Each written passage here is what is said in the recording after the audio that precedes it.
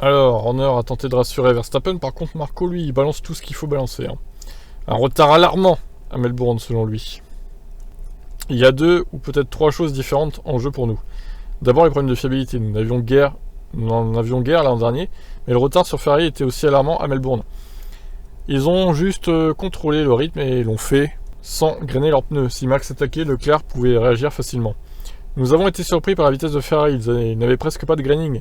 Et nous en avions déjà après quelques tours. Ferrari peut trouver plus facilement un bon équilibre avec la voiture. C'est ce qu'il faut qu'on réussisse à trouver également. Nous sommes clairement plus lourds que la Ferrari. Je pense que nous avons un handicap de poids d'environ 9 kg. Peut-être 10. Convertir autant au tour, ça équivaut à environ 2-3 dixièmes. Selon le poids, quoi. Red Bull va faire perdre du poids à sa RB18 d'Imola. Donc on a vu que Ferrari, par contre, n'améliorera pas sa voiture à Imola. Réduire le poids coûte cher. C'est pour commencer une question financière car nous avons un budget plafonné. Et deuxièmement, c'est aussi lié à la fiabilité. Donc c'est une répartition difficile à faire en raison de ce plafond. Nous traversons des moments difficiles.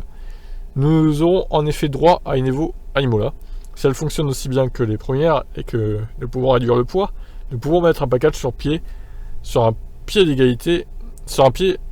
Nous pouvons mettre un package sur un pied pour être à égalité avec Ferrari. Ça veut rien dire. Hein. Sur un pied, ça veut rien dire. Ils vont aussi progresser. Ils n'ont quasiment pas touché à leur F1 depuis les essais privés. Mais plus important encore, nous devons résoudre des problèmes de fiabilité. Vous pouvez avoir une voiture rapide, mais si vous ne voyez pas l'arrivée, ça sert à rien. Exactement. Donc voilà, il dit les choses, Helmut, c'est bien. Donc du poids en moins, de la fiabilité en plus, et déjà ça sera bien pour concurrencer Ferrari pour Red Bull. Donc voilà, je vous laisse réagir, ciao ciao.